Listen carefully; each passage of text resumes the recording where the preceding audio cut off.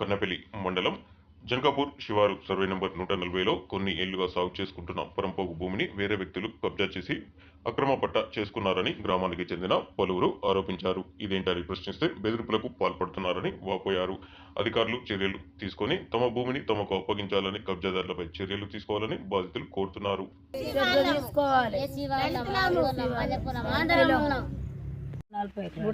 140 ఎకరాల survey number 45 మంది దాకా కొట్టుకున్నాము.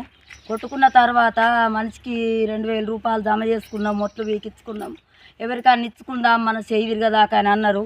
మా ఎంబడి ఉన్నోళ్ళు కూడా ఆయన అదంతా సిద్ధమైనాక బంద్ పెట్టిండ్రు. మేము 1 సంవత్సరం పెసలు అలుక్కున్నాం, 1 సంవత్సరం నువ్వులు అలుక్కున్నాం. మనిషికి ఇన్ని జమ చేసి దాన్ని సిద్ధం చేసుకున్నాక చేతికి వచ్చిన భూమిని మాకు కాకుండా వేసి వేరేటోళ్ళు అందులో కబ్జా చేసుకున్నారు. వాళ్ళే పష్టాలు చేసుకున్నారు. వాళ్ళ పెళ్ళాల మీద, వాళ్ళ చెల్లాండ్ర మీద, వాళ్ళ చుట్ట బంధువులు కూడా వాళ్ళ దగ్గర వాళ్ళు ఉంటే కూడా వాళ్ళు పట్టాలు చేపించుకున్నారు. మమ్మలను బంద్ పెట్టిండ్రట. నేను ఇక్కడ లేను, మెంచురాల కాడున్నా కూడా నా అంతకు పడితే పైసలు మా వాళ్ళు ట్రాక్టర్ పెడతామంటే కూడా జమ చేసి ఇచ్చిండ్రు. ఇచ్చినా కూడా మా అది బంద్ పెట్టిండ్రట. బంద్ పెట్టినాక మా వాళ్ళు ఆగిండ్రు. ఆయనతో ఇయ్యాడు మరి గట్నే మాకు కాకపోయినా వాళ్ళకి కాకపోయినా అనుకుంటే వాళ్ళే అంత ఉన్నోళ్ళే కలిసి ఇత్తనాలు వేసిండ్రట. మేము పోతే మేమేదో ఊరు చెప్పేటోడు కదా అని ఆయన దగ్గరికి పోతే ఆయన ఆగున్లు అనుకుంటా ఆ మొక్కలు పెద్దగా అవుతాయి. పెద్దగా అయినాక ఎవరన్నా కొట్టేస్తారా చెప్పే పిల్లగాడు పెద్దగా అయినాక ఆయనను చంపాలంటే ఎవరికి చేతులు రావు కదా. అగో మొలకలు వేసిండ్రు, పత్తి వేసిండ్రు, పెరుగుతుంది.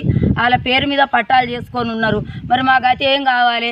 మునుపు బంద్ పెట్టిన వాళ్ళు కూడా ఇప్పుడు వచ్చి మాకు న్యాయం చేయాలని మేము తిరుగుతున్నాం. ఇంత మొదలు కూడా ఎన్నో ఆఫీసులు తిరిగి ఉన్నాము. మాకు కావాలి పేదోళ్ళమని ఆఫీసులో పంటి కూడా సార్సీలు పెట్టుకొని పోయి ఉన్నోళ్ళం ఉన్నాం. మాకు అది ఇప్పుడు కావాలి అని మేము ఎంబడి పడుతున్నాం. మీరు న్యాయం చేయండి. మాకు ఇదంతా న్యాయం తీర్పు చేసే వాళ్ళు అందరూ ఈ భూమికి కూడా మాకు వచ్చి తీర్పు చేయండి. మాకేం లేదు. మేము 40 మంది లేని వాళ్ళమే ఉన్నాం. పేదలం, ఫ్రీగా పేదలం మేము.